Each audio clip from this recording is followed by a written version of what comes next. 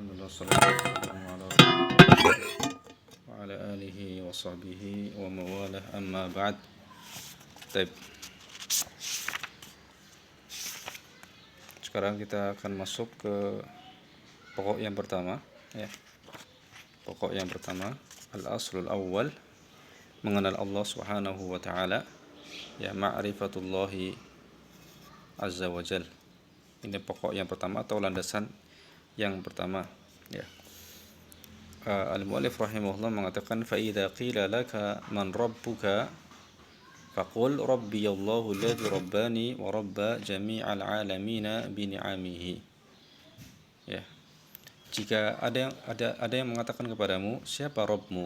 Ya. Siapa Rabbmu? Maka katakan rabbiyallah. Maka katakan Rabbku adalah Allah. Ya. Siapa Allah? Alladzi rabbani, dia yang telah mentarbiyahku. Wa rabba jami'al alamin bi ni'amihi, dan mentarbiyah seluruh alam dengan nikmat-nikmatnya. Ya.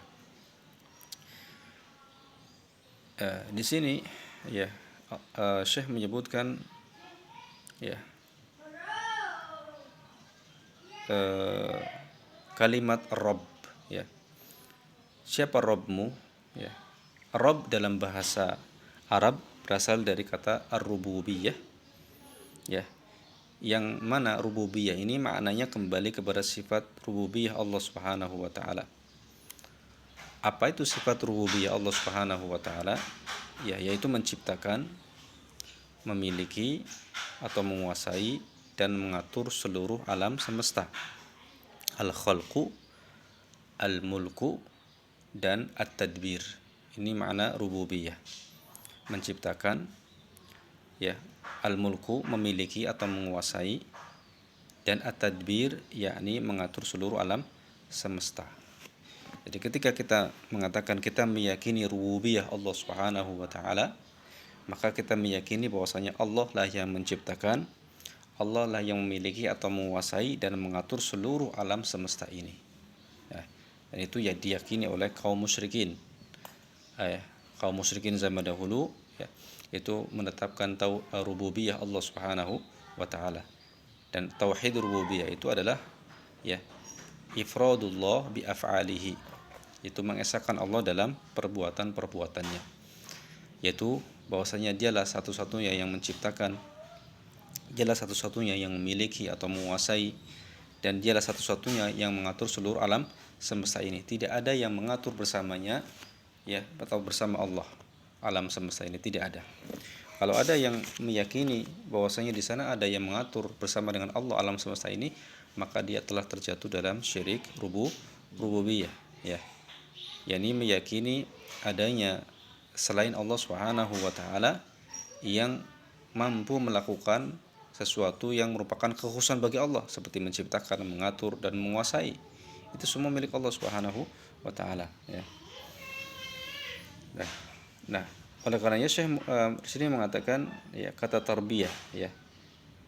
Kata tarbiyah ketika dikatakan Rabbi Allah, Rabbku adalah Allah, alladzi rabbani, yang telah mentarbiyahku, yang telah mentarbiyahku.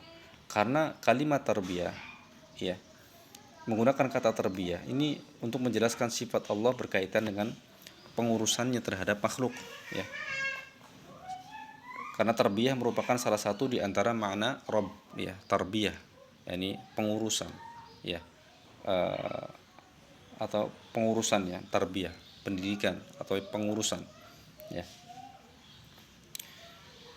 Adapun makna tarbiyah secara bahasa yaitu memelihara dan mengurusi, memelihara dan mengurusi, tarbiyah, ya, memelihara dan mengurusi. Sebagaimana kita tahu, jika dikatakan kita mentarbiyah anak, ya, mentarbiyah anak, kalau dalam bahasa kita mendidik anak, mengurusi anak, ya, maka maknanya adalah kita memeliharanya sejak kecil, ya, seluruh kebutuhan yang kita berikan dan kita ayomi, itu namanya mentarbiyah anak, ya, mengurusi, mengaturnya, ya, memberikan segala kebutuhannya, mengayominya, melindunginya, itu namanya mentarbiyah. Pun demikian Allah Azza wa Jal, ya, Allah adalah Rabb kita yang telah mentarbiyahku, yang telah mengurusku, ya, menciptakanku, memberikan semua apa yang menjadi kebutuhanku. Ya. Dan demikian pula Allah Subhanahu wa taala, ya, Allah mentarbiyah kita, artinya Allah yang mengurus kita, ya, mulai dari menciptakan kita dari tidak ada menjadi ada, ya. Kemudian Allah memberikan segala kebutuhan yang kita perlukan, ya. Allah ciptakan sarana dan prasarananya seluruhnya yang ada di dunia ini untuk kita beribadah kepada Allah Subhanahu wa taala, ya. Maka, ya, sangat bahkan tidak sampai di situ saja. Tarbiyah Allah Subhanahu wa taala tidak hanya berlaku pada kita saja, ya. Namun berlaku juga pada seluruh makhluk yang ada di alam semesta. Bukan hanya mentarbiyah kita manusia, tapi juga Allah mentarbiyah seluruh alam semesta ini, mengatur seluruhnya, ya. Ya. Yang menciptakan seluruhnya. Wa huwa ma'budi laisa li ma'budun siwa. Nah, setelah kita mengetahui ini, Rabbi Allah alladzi rabbani, Rabbku adalah Allah yang telah mentarbiyahku dan mentarbiyah seluruh alam semesta ini, maka apa? Wa huwa ma'budi, maka dialah satu-satunya sesembahanku. Nah, itu. Karena tauhid, keyakinan kita tentang rububiyah Allah Subhanahu wa taala itu berkonsekuensi untuk kita mempersembahkan ibadah hanya kepada Allah. Makanya saya mengatakan di sini wa huwa ma'budi laisa li ma'budun siwa. Dialah sesembahanku dan aku tidak memiliki sembahan, ya, kecuali Dia, kecuali Allah Subhanahu wa taala. Kenapa? Karena Dia yang telah menciptakanku. Dia yang telah mentarbiyahku. Bukan hanya menciptakan saya dan mentarbiyah saya, tapi juga menciptakan alam semesta ini. Maka tidak mungkin dong saya persembahkan ibadah kepada selain Allah juga. Sedangkan Dia satu-satunya yang menciptakan saya. Sedangkan Dia satu-satunya yang menciptakan alam semesta. Sedangkan Dia satu-satunya yang memberikan semua nikmat kepada saya. Bagaimana mungkin saya berani kemudian mempersembahkan salah satu ibadah saja kepada selain Allah? Maka ini sebuah kekurangan ajaran yang luar biasa, kedzaliman yang luar biasa, ya. Makanya dalam Al-Qur'an itu banyak disebutkan, ya, ketika Allah Azza wa Jalla menyebutkan bahwa Dia yang menciptakan kita, menciptakan alam semesta ini, maka perintah berikutnya adalah ibadah. Ya, Allah mengatakan ya ayuhan nasu ubudu rabbakumul ladzi khalaqakum. Ya ayuhan nasu ubudu, Allah mengikatkan atau menggandengkan perintah ibadah itu dengan penciptaan. Wahai manusia, sembahlah Rabb kalian. Siapa Rabb kalian? Siapa Rabb kita? Alladzi khalaqakum, yang telah menciptakan kalian. Walladzina min qablikum, dan menciptakan orang-orang sebelum kalian. La'allakum tattaqun. Apakah di dunia ini ada pencipta selain Allah? Tidak ada. Kalau seandainya di dunia ini, ya, di alam semesta ini ada dua Tuhan, maka akan terjadi kekacauan. Seandainya di langit dan di bumi ada dua Tuhan, maka akan terjadi apa? Perang, kekacauan. Ya, yang satu pengen yang ini, satu pengen yang ini. Ya, seperti dalam keyakinan agama Hindu misalnya ada Tuhan pemelihara, ada Tuhan pencipta, ada Tuhan pelihara, ada Tuhan perusak, ya kan? Ada Tuhan pencipta, ada Tuhan pemelihara, ada Tuhan perusak. Nah, ini kan nggak mungkin.